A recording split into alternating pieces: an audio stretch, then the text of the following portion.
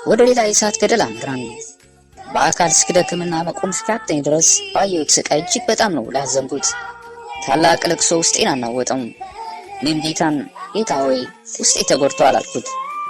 ከገደሉ የአንዲት ሴት ድምፅ ወደ ኢየሱስ ወጣም። ይህችም ሴት ከሚነደው እሳት መካከል ቆማለች። እሳቱም መላ ሰውነቷን ከቧታል። አጥንቶቿ በሙሉ በትላትልና በሞተ ስጋ ተሞልቷል። እሳቱም በዙሪያ እየጨመረ ሲሄድ እጆቿን ወደ ኢየሱስ እየዘረጋች በልቅሶ እባክህን ከዚህ ልውጣ፣ አሁን ልቤን እሰጥሃለሁ ኢየሱስ፣ ያንተን ይቅርባይነት ለሌሎች እናገራለሁ፣ ስላንተም ምስክር ሆናለሁ፣ እባክህን እለምንሃለሁ ከዚህ ልውጣ። ኢየሱስም አለ ቃሌ እውነት ነው፣ እንዲህም ይላል ሰው ሁሉ ንስሐ ይግባ፣ ከኃጢአትም ይመለስ፣ ወደ ሕይወታቸው መጣ ዘንድም ይጠይቁ፣ ከዚህ ቦታም አይጣሉም። በደሜ የኃጢአት ስርየት አለ። እኔ ታማኝና ፍትሃዊ እንዲሁም ወደ እኔ የመጡትን ሁሉ ይቅር የምል አምላክ ነኝ፣ እነርሱንም ወደዚህ አልጥላቸውም። ይህች ሴትም ጌታ ኢየሱስም ወደዚህ ሴት እየተመለከተ እንዲህ አላት፣ እኔም ብትሰሚና ወደ እኔ ብትመጪና ንስሐ ብትገቢ ኑሮ ይቅር ባልኩሽ ነበር። ይህች ሴት ጌታን ከዚህ ሌላ መውጫ መንገድ የለም አለችው። ኢየሱስም በተረጋጋ ድምፅ ይህችን ሴት እንዲህ አላት፣ አንቺ ሴት ንስሐ እንድትገቢ ብዙ ዕድሎች ተሰጥተውሽ ነበር፣ ነገር ግን ልብሽን አደነደንሽ፣ ፈቃደኛም አልነበርሽም። እንዲህ የሚለውን ቃሌንም ታውቂ ነበር፣ ሁሉም ሴሰኞች በእሳት ይጣላሉ። ኢየሱስም ወደ እኔ ዞሮ ይህች ሴት ከብዙ ወንዶች ጋር ዘሙታለች፣ የብዙ ሰዎችን ትዳር አፍርሳለች። እንደዚህም አድርጋ እንኳን ወዳት ነበር፣ እርሷንም ለመኮነን ሳይሆን ለማዳን መጥቼ ነበር። ብዙ ወንጌል ሰራተኞችንም ከክፉ ስራዋ እንድትመለስ ልኬ ነበር፣ ነገር ግን አልተመለሰችም። ወጣት ያለች ጠርቻት ነበር፣ ሆኖም ግን በክፉ ስራዋ ቀጠለች፣ ብዙ ስህተቶችንም ሰራች። ከዚህ ሁኔታ ወጣ ወደ እኔ ብትመለስ ይቅር እላት ነበር፣ ነገር ግን ሰይጣን ወደ እርሷ ገባም፣ በጣምም ጨካኝ ሆና አደገች። ሌሎችንም ይቅር ልትል አልቻለችም። ወደ ቤተክርስቲያን የምትሄደው ወንድ ለማደን ነበር። ታገኛቸዋለች፣ ታሳስታቸውም አለች። ወደ እኔ ብትመጣ ኑሮ ግን ኃጢአቷ በደሜ ይወገድላት ነበር። አንዳንዴ እኔን የማገልገል ስሜቱ አላት፣ ነገር ግን እግዚአብሔርንና ሰይጣንን በአንዴ ማገልገል አይቻልም። እያንዳንዱም ሰው ማንም ማገልገል እንዳለበት መምረጥ አለበት።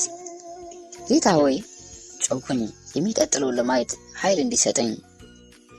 እስከ እግር ጥፍሬ ድረስ በሲኦል አስከፊነት ምክንያት እየተዘፈዘፍኩ ነኝ። ኢየሱስም አለ ሰላም ላንቺ ይሁን። እኔም ወደ ጌታ በመጮህ እርዳን ጌታ ሆይ አልኩኝ። ሰይጣን ስለ ሲኦል እውነት እንዳናውቅ ነው የሚፈልገው። እኔም ሲኦል በእውነት እንደዚህ አስፈሪ ነው ብዬ አላምንም ነበር። ጌታ ሆይ መቼ ነው የዚህ ሁሉ መጨረሻው? ኢየሱስም አለኝ ልጄ ሆይ ይህን ጊዜ የሚያውቀው አባቴ ብቻ ነው። ጌታም ሰላም ላንቺ ይሁን አለኝ ደግሞ። የሆነ ኃይል በእኔ ላይ መጣም። እኔና ኢየሱስ በገደሉ መካከል አልፈን በምንሄድበት ጊዜ እሳት ውስጥ እየተቃጠሉ ያሉትን ነፍሳት እጃቸውን በመሳብ ወደ ክርስቶስ እግር ስር መምጣትን ተመኘው። ውስጤ እጅግ አዝኗል። እኔም ለራሴ እንዲህ ብዬ ነገርኩት፣ ልጆቼ በፍጹም እዚህ መምጣት የለባቸውም። በመጨረሻ ኢየሱስም ወደ እኔ እየተመለከተ በቀስታ እንዲህ አለኝ፣ ልጄ ሆይ አሁን ወደ ቤትሽ እንሄዳለን፣ ነገ ማታ ወደዚህ እንመለሳለን አለኝ።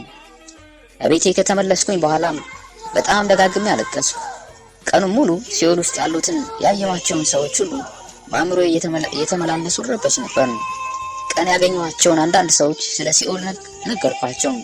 ሲኦል ከሚታመነው በላይ አሰቃቂ እንደሆነ ባካችሁን አሁን ንስሐ ግቡም፣ ክርስቶስን ጥሩት፣ አሁን እንዲያድናችሁ እርሱን ጥሩት፣ እስከ ነገ አትጠብቁም። ነገ ራሱ ላይ መጣ ይችላል። ጊዜ የሄደ ነው። ተንበርከኩና ንስሐ ግቡም፣ ከኃጢአታችሁ ንጹም፣ አንዱ ለአንዱ መልካም ይሁን። ስለ ኢየሱስ ስትሉ አንዱ ለአንዱ ሩሩና ይቅር ባይ ይሁን። በአንድ ሰውም ላይ እንኳ ቂም ወይም ቁጣ ካለባችሁ ይቅርታ ባሉ። ቂምና ቁጣ ሲኦል ነው የሚያተርፍላችሁ። ክርስቶስ ይቅር እንዳላችሁ እርስ በርሳችሁ ይቅርታ ባሉ። ኢየሱስ ሁሌም የይቅርታ ልብ እንዲኖረንና በደሙም ከኃጢአታችን እንድንነጻ ይፈልጋል። ልጆቻችሁን ውደዱ፣ ጎረቤቶቻችሁንም እንደራሳችሁ ውደዱ። የቤተ ክርስቲያን ጌታ እንዲህ ይላል፣ ንስሐ ግቡ ዳኑም። በቀጣዩ ምሽት እኔና ኢየሱስ ወደ ሲኦል ቀኝ እግር በኩል አመራን። እንደቀደመው ሲኦል ውስጥ ለጠፉት ነፍሳት አሁንም ኢየሱስ ፍቅር እንዳለው አየው። እንዲሁ ለኔና መሬት ላይ ላሉ ነፍሳት በሙሉ ፍቅር እንዳለው አይቻለው። ልጄ ሆይ አለኝ፣ ማንም ሰው የዘላለም ሞት እንዲሞት የኔና አባቴ ፈቃድ አይደለም። ነገር ግን ሰይጣን ብዙዎቹን አታለለ፣ ተከተሉትም። እግዚአብሔር ይቅር ባይ ነው። እርሱ የፍቅር አምላክ ነው። እነርሱ ከልብ በንስሐ ወደ አባቴ ቢቀርቡ ኑሮ አባቴ ይቅር ባላቸው ነበር። ታላቅ ሐዘን የጌታን ፊት ወሮታል። በእሳት ገደሉ በኩል ዳግመኛ አለፍን። ይህ ቦታም ቀደም ብዬ እንደገለጽኩላችሁ አይነት ነው። በዚህም ስናልፍ የብዙ ነፍሳትን ስቃይ አየሁ። በሐሳቤ ጌታ ሆይ እንዴት አስፈሪ ነው አልኩኝ።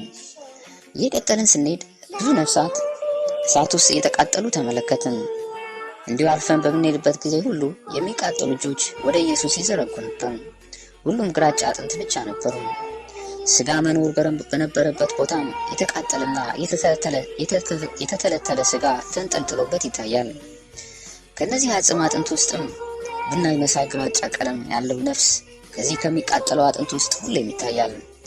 የነበረባቸውን ስቃይ፣ የእሳት ቃጠሎ፣ የትላትሉ ብዛት እንዲሁም ተስፋ ማጣት ሁሉም በሲቃ አልቅሷቸው ማየት ይቻላል። የልቅሶ ጩኸታቸውም ነፍሴን ልገልጸው በማልችለው ሐዘን ሞላው። ጌታን አስቀድመው ቢሰሙ ኑሮ እዚህም ባልመጡ ነበር። ሲኦል የተጣሉት ሁሉም የስሜት ሕዋሳቶቻቸው እንደሚሰሩ አውቃለሁ። ምድር ላይ በነበሩበት ጊዜ የተነገራቸውን ሁሉ ያስታውሳሉ። ከዚህ ከተጣሉበት እሳት ምንም መውጫ መንገድ እንደሌለም ያውቃሉ። እንደዚህም ሆኖ ግን ወደ ኢየሱስ በመጮህ ምሕረትን ይጠይቁ ነበር። ወደሚቀጥለው የእሳት ገደል አመራን። እንደ ሌሎቹ ገደሎች ተመሳሳይ ነው። ከእሳት ገደሉም ውስጥም የሴት ቅርጽ አየሁ። እርሷንም በድምጿ መለየት ችያለሁ። ወደ ኢየሱስ እንዲያድናት ከእሳት ውስጥ ሆና ጮኸች።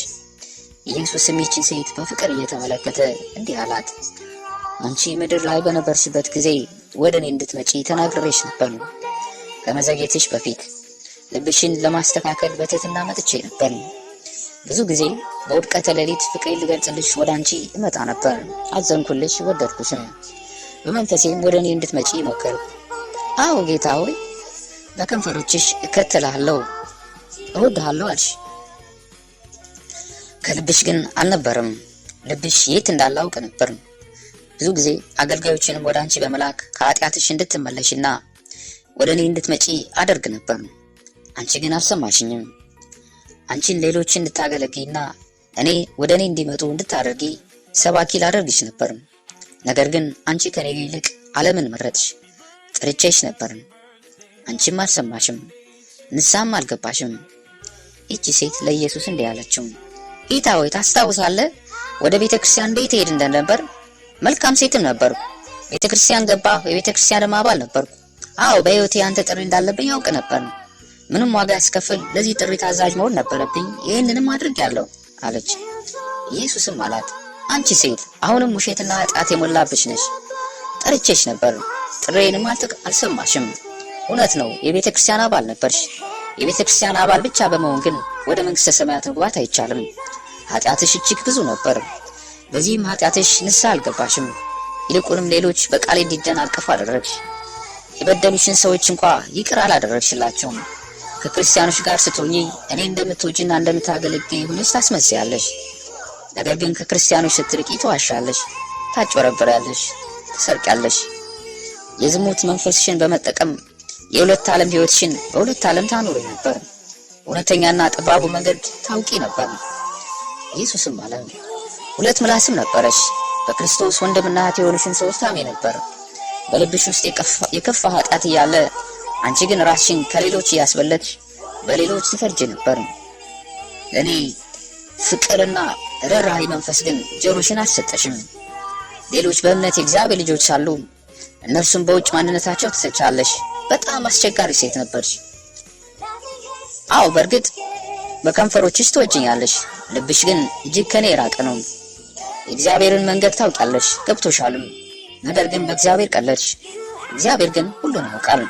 ከልብሽ እግዚአብሔርን ብታገለግይ ኖሮ እዚህ ባልሆንሽም ነበር። እግዚአብሔርንና ሰይጣንን አንድ ላይ ማገልገል አይቻልም። ኢየሱስም ወደ እኔ ዞር ብሎ እንዲህ አለኝ፣ በመጨረሻው ሰዓት ብዙዎቹ ከእምነት ይሸሻሉ፣ በአውሬው መንፈስ ይታለላሉ። በመጨረሻውም የኃጢአት ባሪያ ይሆናሉ። ከነዚህ ውጡ፣ ተለዩ፣ በእነርሱ መንገድ አትጠመዱ። ከዚህ ሴት ተለይተን በምንሄድበት ጊዜ ይቺ ሴት በጌታ ኢየሱስ ላይ ተራገመች ማለችም። በጣምም ተቆጥታ ትጮህ ነበር። እኛ ግን ቀጠልን።